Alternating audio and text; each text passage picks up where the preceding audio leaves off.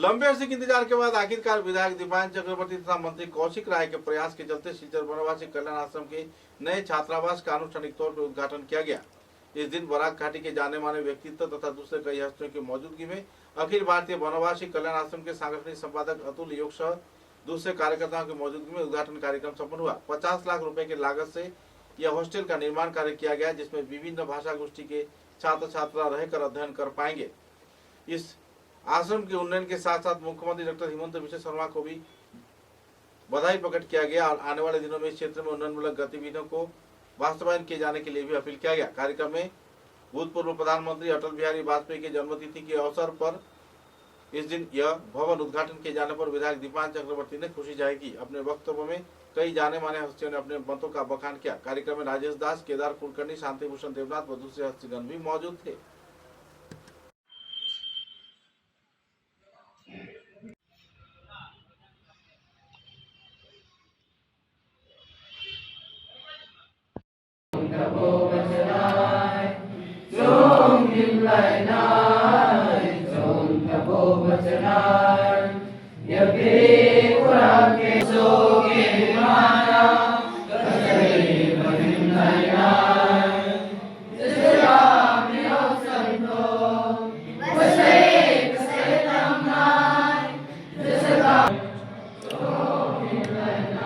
बलं विश्वाभिरक्षितं पर्याप्तं तदवेदेशं बलं भीमाभिरक्षितं।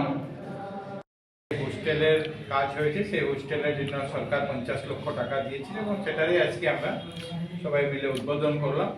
আপনাদের মূল কার্যক্রম 11:30 থেকে শুরু হবে। আমারও কিছু আজকে দিনে অন্যান্য কিছু কার্যক্রম আছে, নিজের সমষ্টিতে অন্যান্য কাজ আছে, এই জন্য আমি একটু আগে দীপায়নদা আমাকে বলেছিল 26 তারিখে হলে ভালো হয়, কিন্তু 26 তারিখে আমরা কেউই থাকবো না। 26 তারিখ আমাদের স্টেট এক্সিকিউটিভ মিটিং, এই জন্য আমরা সবাই চলে যাব।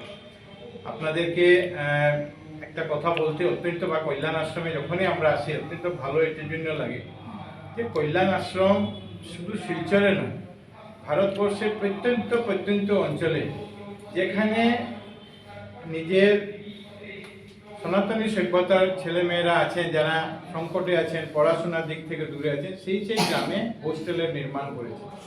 আজকে আমরা এখানে সরকারি অর্থের যে সরকার থেকে যেটা বরাদ্দ, সেই সরকার থেকে বরাদ্দ অর্থ দিয়ে আজকে আমরা এই বিল্ডিংয়ের উদ্বোধন করছি। কিন্তু এরকম 600 ভবন আছে, 600 ছাত্রাবাস আছে, যেটা বিনা সরকারি সাহায্য ছাড়া কল্যাণ আশ্রম নিজে মানুষের কাছ থেকে সেই ব্যবস্থা করে সেই হোস্টেলগুলো তৈরি করেছে। আমরা জানি যে আমাদের এখানে হোস্টেল, পুরানো হোস্টেল আছে, অনেক বছর থেকে এখানে ছাত্ররা এই ছাত্রাবাসের কাজ চলছে। আমাদের জেলায় হাওয়াইথাঙেও সেই জায়গাতে সে আছে, কিন্তু আগের যে সরকার ছিল সেই সরকারগুলি সেই বিচারধারা অন্য ছিল, অন্য বিচারধারার সরকার ছিল, যে জন্য কোনো সরকারি সাহায্য কেউ করতেন না। কিন্তু আজকের দিনে কেন্দ্রের সরকার বলুন, আজকের দিনে রাজ্যের সরকার, বিশেষ করে মাননীয় মুখ্যমন্ত্রী ডক্টর হিমন্ত বিশ্ব শর্মা মহাশয়, উনি নিজেও এটা দেখেছেন যে কল্যাণ আশ্রম যে কাজ করছে, কল্যাণ আশ্রমের কাজ সনাতনী সভ্যতার সঙ্গে বিশ্বাসে যারা লোকরা আছেন তাদেরকে কল্যাণ আশ্রম এগিয়ে নেওয়ার, পড়াশোনা থেকে শুরু করে প্রত্যেক দিকে এগিয়ে নেওয়ার কাজ করছে।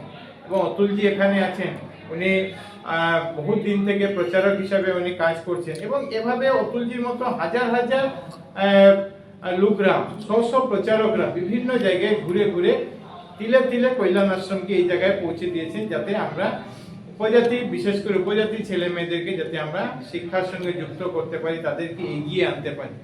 আর এটার সঙ্গে যুক্ত রেখে আসাম সরকারও এত বছর পর কোনো সরকার এখানে চিন্তা করেছে যে আমাদের এখানে এই ট্রাইবাল অ্যাফেয়ার্স ডিপার্টমেন্ট আছে, যেটা থেকে আপনারা 50 লক্ষ টাকা পেয়েছে। কিন্তু এছাড়াও একটা প্রথমবার সরকার একটা বিবেচনা করেছে যে আমরা একটা আলাদা ডিপার্টমেন্ট হওয়ার প্রয়োজন।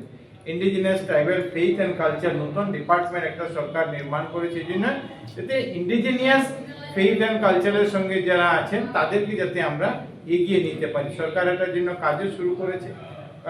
আজকের দিনে সংঘের, রাষ্ট্রীয় স্বয়ংসেবক সংঘের যে বিভিন্ন ক্ষেত্রে যেভাবে কাজ হচ্ছে, গতকালকে আমি জারুলতলা সরস্বতী বিদ্যানিকেতনে গিয়েছিলাম।